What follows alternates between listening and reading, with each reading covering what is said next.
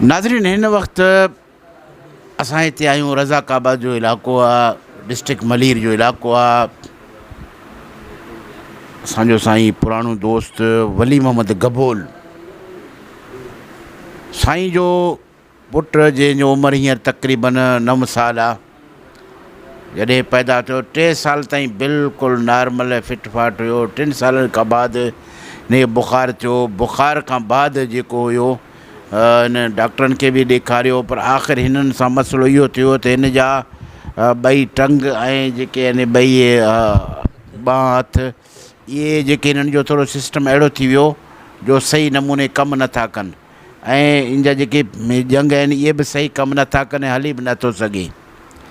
हिननि मुख़्तलिफ़ डॉक्टरनि खे ॾेखारियो, कई इलाज करायूं, कई टेस्टूं करायूं, महांगे खां बि महांगो हिननि टेस्ट कराया, पर हाणे एतिरो थियो आहे जो हे छोकिरो मतिलबु त जेकॾहिं हिन लाइ बेल्ट आहे, तव्हां नाज़रीन ॾिसी सघो था, हे बेल्ट जेकॾहिं छोकिरो पाए त पोइ एतिरो आहे त जो मतिलबु त हिन जेको आहे हिन सहारे ते हिते थोरो बीह सघे थो, पर घुमी फिरी नथो सघे। सो इहो हिननि सां मसइलो आहे। नाज़रीन, मसइलो इहो आहे त हिकिड़ो ग़रीब माण्हू, अॼुकल्ह तव्हांखे ख़बर आहे त इस्पतालनि में जेके चङा भला माण्हू उहे बि लुॾी वेंदा आहिनि। वली मोहम्मद हिकिड़े ग़रीब घराणे जो शख़्स आहे, जो ग़रीब माण्हू आहे ऐं हिकिड़ो समाजी वर्कर बि आहे, लेकिन ताईं ग़रीब माण्हू आहे। हाणे मसइलो इहो आहे त इन वीचारे सां एॾी जेका असां प्रॉब्लम, ही कहिड़े हाल में कहिड़े तरीक़े में हिन जो इलाजु करायो, त अचो त साईं खां थोरो इन बारे में तफ़सील वठूं।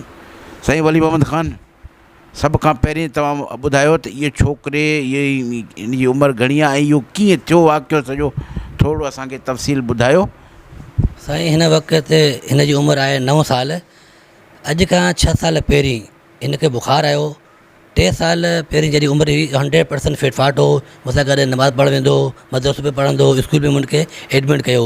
अॼु खां 6 साल पहिरीं 14 अगस्त 2015 में हिनखे बुख़ारु आयो। बुख़ारु अचण खां पोइ मां डॉक्टर खे ॾेखारियुमि, डॉक्टर हिन जी ट्रीटमेंट कई, लेकिन बुख़ारु ख़तमु न थिए पियो। वरी ॿीहर मां खणी वियुमि, बुख़ारु ख़तमु थिए पियो, वरी ॿीहर बुख़ारु थिए पियो। इन ॾींहुं हिकु ॾींहुं गुज़री वियो, वरी ॿिए ॾींहुं मूंखे डॉक्टर साहिबु एडवाइस ॾिनी त तव्हां जिना अस्पताल खणी वञो या फ़ौरन हिनखे सिविल अस्पताल खणी वञो। पोइ मां मुनासिबु सम्झुमि, सिविल हॉस्पिटल खणी वियुमि।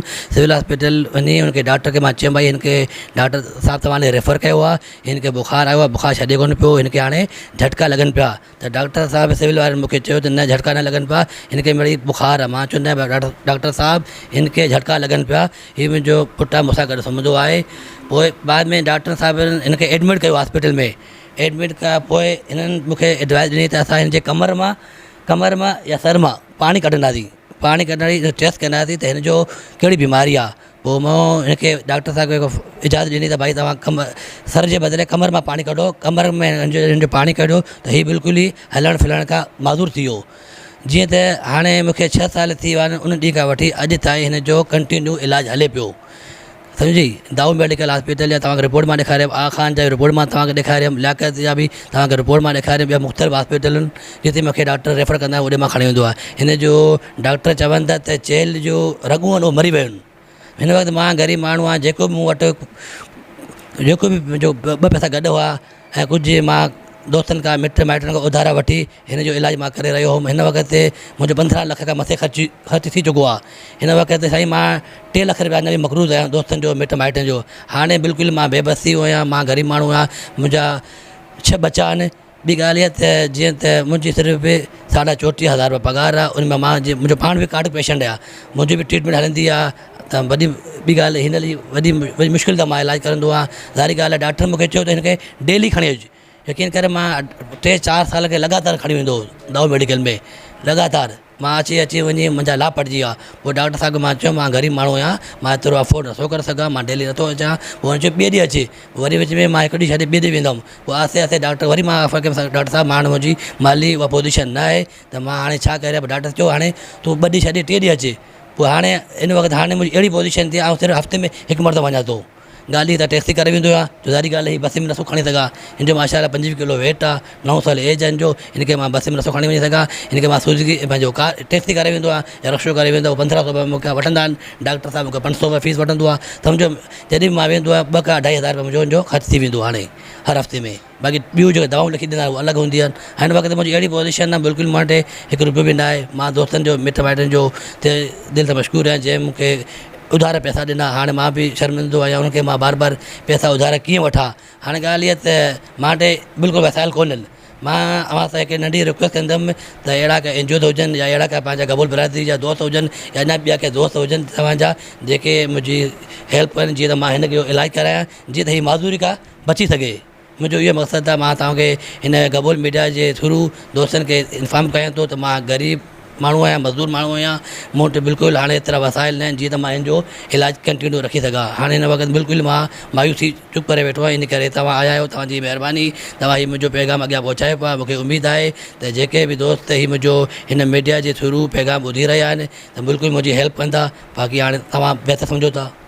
अस्सलाम वालेकुम, या क्या हाल है? वालेकुम सलाम। तबीयत कैसी है आपकी अब? ठीक है। अच्छा माशाल्लाह। कब से ये हालत है आपकी? छोटा सा 6 साल के बाद। अच्छा, हमें पता चला है कि आप स्कूल भी पढ़ने जाते हैं। हाँ। माशाल्लाह, कौन सी क्लास में पढ़ते हैं? KG2 में। KG2 में। हाँ। और मज़ीद आगे भी पढ़ना चाहते हैं? हाँ। चलिए ज़बरदस्त।